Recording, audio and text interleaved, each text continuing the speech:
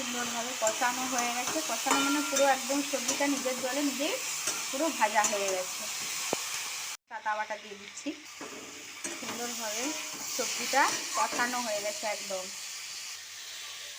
এবারে দিয়ে দিলাম মশলা। বানাবো আজকে ছোলার ডালের বড়া। ছোলার ডাল ভিজিয়ে রেখেছিলাম, এটাতে কাঁচা লঙ্কা, আদা আর গোটা জিরা দিয়ে পেস্ট করে নিয়েছি।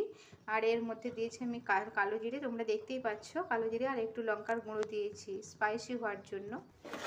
এখন আমি ফেটিয়ে নিয়েছি, হাত দিয়ে ভালো করে ফেটিয়ে নিয়েছি। এবারে কড়াইয়ের মধ্যে তেল তো বসিয়ে দিয়েছি, তেলটা সুন্দর গরম হয়ে গেছে। এবার আমি বড়াগুলো দিয়ে দিচ্ছি। এইভাবে একে একে সব বড়াগুলো আমি একসাথে ভেজে নিচ্ছি।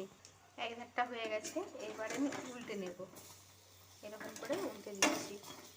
সব বড়াটা আগে উল্টিয়ে দিয়ে সুন্দর করে উল্টিয়ে দিয়েছিলাম। আর দেখো সুন্দরভাবে ভাজাও কিন্তু হয়ে গেছে। আর এই ছোলার ডালের বড়া না এমনি এমনি কামড়ে খেতে খুব ভালো লাগে, ভাত দিয়ে বা চায়ের সাথে বা এমনি মুড়ি দিয়ে, যা দিয়ে খাবে না কেন সুন্দর লাগে খেতে।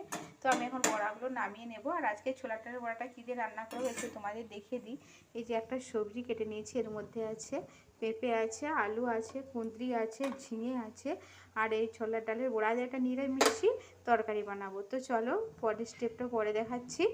এর মধ্যে তেল সুন্দর গরম হয়ে গেছে, আর আমি একটু এটাকে মেথি দিয়ে দিয়েছি, হাতে ঘষে মেথি দিয়ে দিয়েছিলাম। দিয়ে দিলাম গোটা জিরে ফোড়নে, শুকনো লঙ্কা, তেজপাতা, গোটা জিরে, আর দিয়েছি মেথিটা আমি হাতে ঘষে দিয়েছিলাম, ফোড়ন করে নিয়েছি। এবার আমি সবজিটা দিয়ে নিয়েছি। আমি কিন্তু আলাদা করে আর কিছু ভেজে নিইনি, সব কিছু একসাথেই কষিয়ে নেব।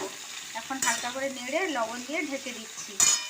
টকবক ফুটছে, আমার কিন্তু তরকারিটা রেডি হয়ে গেছে। আমি এবারে শুধু বড়াগুলো ঠিক এইভাবে দিয়ে দিচ্ছি, চেপে এরকম করে সব বড়াগুলো আগে দিয়ে দিলাম। একটু এইভাবে নেড়েও দিচ্ছি। বড়াগুলো দিয়েছি, তরকারিটা রেডি হয়ে গেছে। বড়াগুলো দিয়ে ফোটানোর দরকার নেই, তবুও একটুখানি গরমে ভাপের মধ্যে রেখে দিচ্ছি। হয়ে গেছে মোটামুটি। এবার একটু চিনি দেবো আর একটু সামান্য ঘি। এবার আমি একটু চিনি দিয়ে দিচ্ছি। চিনিটা একটু অল্প করে দিয়ে দিলাম।